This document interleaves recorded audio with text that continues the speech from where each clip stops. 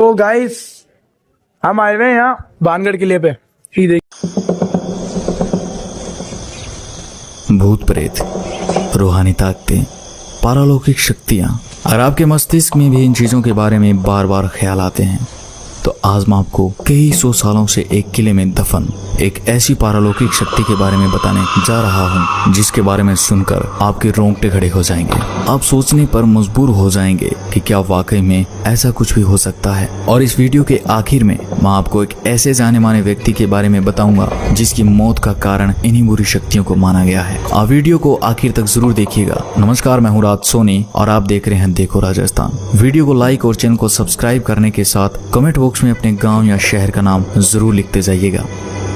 आप सामने लगे जिस बोर्ड को देख रहे हो राजस्थान के अलवर जिले में भानगढ़ किले के बाहर लगे। इस बोर्ड पर यह साफ साफ लिखा है कि सूर्योदय से पहले एवं सूर्यास्त के पश्चात आपको इस किले में प्रवेश करना तो दूर, आपको रात के वक्त इस किले के आसपास भी नहीं भटकने दिया जाएगा। आज मैं आपको इसी भानगढ़ के किले की वो दो कहानियां बताऊंगा जिस कारण रात के वक्त लोग इस किले में प्रवेश करना तो दूर, इसके आसपास भी नहीं भटकते। और कुछ लोग इन कहानियों को कहानी नहीं बल्कि सच्ची घटना मानते हैं। कहते हैं कि जब आमेर के राजा भगवंत दास भानगढ़ के किले को बनवा रहे थे तो वहीं कुछ दूरी पर गुरु बालूनाथ तपस्या किया करते थे। जब बालूनाथ को खबर लगी कि उनके पास में एक किला बनाया जा रहा है तो उन्होंने राजा को बुलावा भिजवाकर अपने पास बुलवाया। जब राजा भगवंत दास गुरु बालूनाथ के पास पहुंचे तो उन्होंने राजा से कहा कि आप जिस किले को बनवा रहे हो उससे मुझे कोई भी आपत्ति नहीं है, लेकिन एक बात का ध्यान रखना कि इस किले की ऊंचाई इतनी मत कर देना कि इसकी परछाई दिन के किसी भी वक्त जहाँ पर मैं तपस्या कर रहा हूँ वहाँ पर पहुँचे और मुझे छुए। उन दिनों जो साधु संत हुआ करते थे उनका बहुत आदर सम्मान किया जाता था, उनकी किसी भी बात को टाला नहीं जाता था। तो राजा ने भी ऐसा ही किया और फिर किले के निर्माण में ऐसा ही किया गया।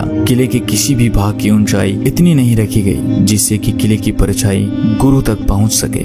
इस बात का ख्याल अगली 2 पीढ़ियों तक तो रखा गया, लेकिन उसके बाद जब तीसरी पीढ़ी ने भानगढ़ की गद्दी संभाली तो उन्होंने इस बात को गंभीर न लेते हुए गुरु बालूनाथ की चेतावनी को अनसुना कर दिया और उन्होंने कुछ स्थानों का पुनः निर्माण करवा के किले को और ऊंचा करवा दिया। और आखिर किले की परछाई गुरु बालूनाथ तक पहुंच जाती है। और जब यह परछाई बालूनाथ की तपस्या वाले स्थान पर पहुंची तो बालूनाथ को इतना गुस्सा आया कि उन्होंने ये श्राप दे दिया कि भानगढ़ तबाह हो जाएगा। और उसी दिन के बाद भानगढ़ पर दुखों का पहाड़ टूट पड़ता है। और यह भी कहा जाता है कि 1783 में जो भयंकर अकाल आया था जिसमें मरने वालों का आंकड़ा करोड़ों में था, वो अकाल गुरु बालूनाथ के श्राप की वजह से आया था। और आज तक यहाँ पर इस श्राप का असर देखने को मिलता है, जिस कारण से लोग इस किले में रहना तो दूर, इसके आसपास भी नहीं भटकना चाहते। लेकिन दूसरी कहानी उस राजकुमारी की कहानी है जिस पर लोगों को सबसे ज्यादा विश्वास है। और इस खौफनाक कहानी के कारण ही लोग इस किले को भूतहा शैतानी किला कहते हैं। जब ये किला खुशहाल था तब यहाँ पर एक राजकुमारी रहा करती थी जिसका नाम था रत्नावती। राजकुमारी रत्नावती बेहद खूबसूरत थी। राजकुमारी की खूबसूरती के चर्चे दूर दूर तक फैले हुए थे। इस कारण हर दिन अलग अलग राजाओं के शादी के संदेश राजकुमारी के पास आया करते थे।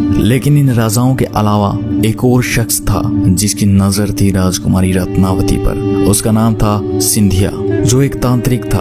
एक दिन जब सिंधिया तांत्रिक ने राजकुमारी को देखा तब से सिंधिया तांत्रिक राजकुमारी के लिए पागल सा हो जाता है। सिंधिया तांत्रिक राजकुमारी को पाना चाहता था, लेकिन सिंधिया तांत्रिक जानता था कि वो सीधे तरीके से राजकुमारी को नहीं पा सकता था, क्योंकि कहाँ शमशान में रहने वाला सिंधिया और कहाँ महलों में रहने वाली राजकुमारी रत्नावती। तो सिंधिया तांत्रिक ने राजकुमारी को पाने के लिए एक ऐसा तरीका अपनाया जिसने उस क्षेत्र का नाश कर दिया। भानगढ़ के इस किले में उन दिनों बाजार लगता था। तो एक दिन राजकुमारी की दासी इसी बाजार में राजकुमारी के लिए तेल लेने आई। बस सिंधिया तांत्रिक को इसी दिन का इंतजार था। जब दासी तेल खरीद कर वापस जाने लगी तो तांत्रिक ने उसे रोक लिया। सिंधिया तंत्र विद्या में इतना माहिर था कि उसने उस तेल पर वशीकरण का मंत्र फूंक दिया ताकि वो राजकुमारी को पा सके।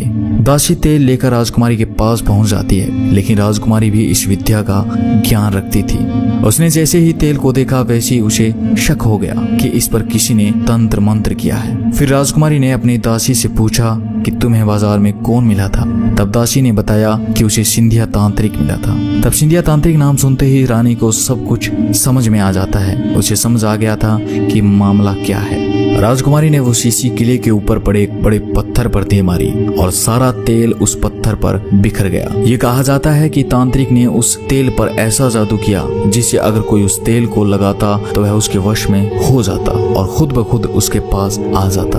और आखिर ऐसा ही हुआ। वह बड़ा पत्थर जिस पर राजकुमारी ने तेल फेंका वह लुढ़कने लगता है और जिस स्थान पर सिंधिया तांत्रिक तंत्र मंत्र किया करता था उस स्थान तक लुढ़कता हुआ जाकर सिंधिया के छाती पर चढ़ जाता है। अब सिंधिया सारी बात समझ चुका था तो मरते मरते सिंधिया तांत्रिक ने श्राप दे दिया कि भानगढ़ तबाह हो जाएगा, सारे लोग मारे जाएंगे और उनकी आत्माएं यहीं इस किले में भटकती रहेगी। और इतना कहकर सिंधिया तांत्रिक मर जाता है और इसके बाद होता है एक भयानक युद्ध जिसमें भानगढ़ के सैकड़ों लोग मारे जाते हैं। और ये कहा जाता है कि सिंधिया की उस श्राप के कारण आज तक इस किले में उनकी आत्माएं भटकती है और आज भी रात के वक्त यहाँ चीखने चिल्लाने की आवाज आती है। दोस्तों ये तो थी वो घटनाएं जो पारालौकिक शक्तियों से जोड़कर देखी गई थी, लेकिन इन सब के अलावा एक कारण और भी है और ये मानना पड़ा कि इस किले में कुछ न कुछ गलत जरूर होता है जो लोगों के लिए खतरनाक हो सकता है। कुछ समय पहले इस किले में रात के वक्त लोग चले जाते थे जो जगह जगह पर इस किले को खोदने लगते थे। उन्हें लगता था कि इस किले में कोई पुराना खजाना गड़ा हुआ है और वो इसी खजाने की तलाश में रात में इस किले में खुदाई किया करते थे। उस वक्त इस किले में रात के वक्त कुछ आपराधिक गतिविधियां होने लगी थी और इन्हीं असामाजिक तत्वों के कारण इस किले में रात के वक्त प्रवेश करना वर्जित कर दिया गया था। फिर 2016 में एक ऐसी घटना घटित हुई जिसने फिर एक बार इस किले पर सवाल खड़े कर दिए। दरअसल इंडियन पैरानॉर्मल सोसाइटी के प्रमुख गौरव तिवारी एक न्यूज चैनल के साथ मिलकर इस किले में पड़ताल करने आए थे।